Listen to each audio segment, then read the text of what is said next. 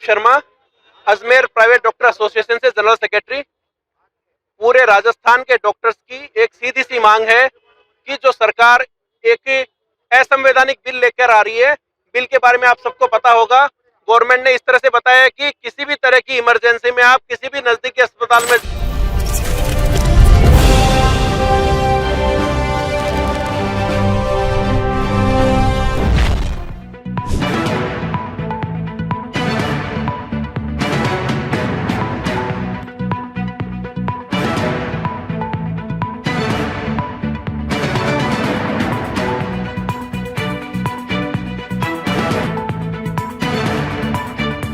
मैं doctor Kuldeep Sharma, Ajmer private doctor association से general secretary.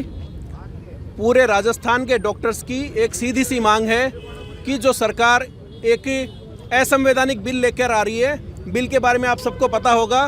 Government ने इस तरह से बताया है कि किसी भी तरह की इमरजेंसी में आप किसी भी नज़दीकी अस्पताल में जाके फ्री में इलाज करा सकते हो। गवर्नमेंट ने ये नहीं बताया इमरजेंसी की क्या डेफिनेशन है। इमरजेंसी अगर ये कोई प्रसूता की डिलीवरी होने वाली है तो क्या वो किसी हार्ट के डॉक्टर के पास चली जाएगी, हृदय की रोग विशेषज्ञ के पास चली जाएगी, तो उसका कैसे इलाज करेगा।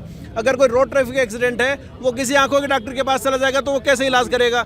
और इसके कारण जो जनता को परेशानी होगी, अगर उसका मुख्य समय जो कीमती समय खराब हो गया इस तरह की फालतू के कानून के चक्कर में, और किस तरह की अगर मृत्यु हो जाती है उसकी जिम्मेदारी कौन लेगा। गवर्नमेंट कह रही है कि इस तरह की घटनाओं को आपको बिना मेडिको लीगल माने हुए आपको काम करना है। आपको तो भले मेडिको लीगल हो या ना हो, आपको काम करना पड़ेगा, लेकिन कोर्ट थोड़ी में बख्शेगा। तो गवर्नमेंट को अगर किसी कानून को सही रूप में लाना है तो उसका एक सही प्रस्तावना बनानी चाहिए, कम से कम एक्सपर्ट्स लोगों की राय लेनी चाहिए। गवर्नमेंट अपने हिसाब से कोई भी कानून बना रही है पब्लिक को गुमराह करने के लिए, एक वोट बैंक की पॉलिटिक्स के लिए गवर्नमेंट जो इस तरह का काला कानून बना रही है। सभी चिकित्सक एसोसिएशंस की ये मांग है कि इस कानून में संशोधन करें।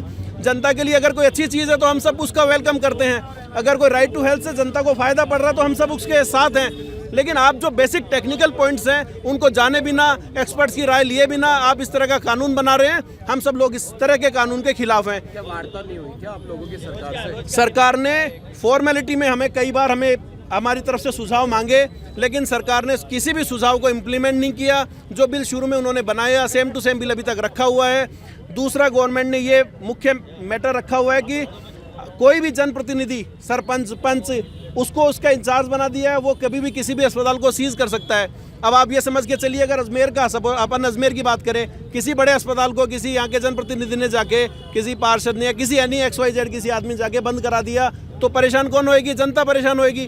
किसी भी इलाके का कहीं कोई एक अस्पताल है, किसी कस्बे में एक ढंग का अस्पताल है, और अगर उसको बंद करा दिया किसी कारण से अपनी पर्सनल खुंदक के चलते, ये तो एक तरह से कालाबाजारी शुरू हो गई, एक गोरख धंधा शुरू हो गया, ब्लैकमेलिंग शुरू हो गई।